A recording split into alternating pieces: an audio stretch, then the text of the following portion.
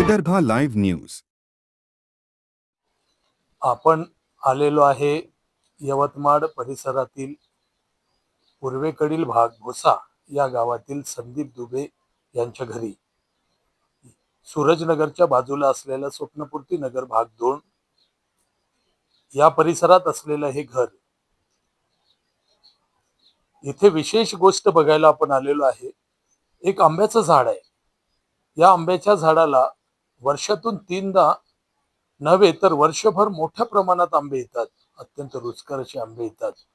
या यवतमाळातील मला असं वाटतं की जणू काही हे पहिलं वैशिष्ट्य असेल. आपण बघत आहात या पावसाच्या सीझन मध्ये सुद्धा या झाडाला लटपट असे आंबे लागलेले आहेत.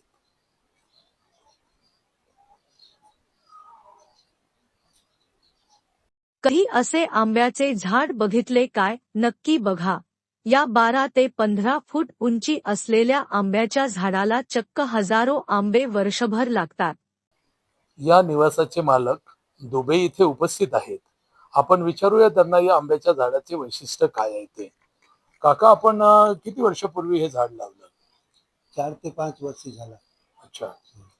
मग वर्षातून कितीदा या झाडाला असे लटपट आंबे असतात? कमीत कमी 2 ते 3 वेळा. 3 वेळा? वेळा.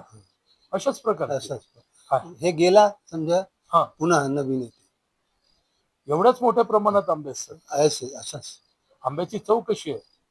नाही असंच येते. खायला कशी आहेत आंबे? अरे गोड बिलकुल एकदम चांगला, फर्स्ट क्लास. मतलब ये इतना मीठा आम है कि पूछो ही मत. यवतमाळात त्यांच्या तोंडून ही स्तुती त्यांच्या घरच्या आंब्याची ऐकून माझ्याच तोंडाला पाणी सुटावं. एवढा रुचकर आंबा यांच्याकडे 12ही महिने याच मोठ्या प्रमाणात दिसून येतो. हे यवतमाळसाठी एक आमचं भाग्य आम्ही समजूया.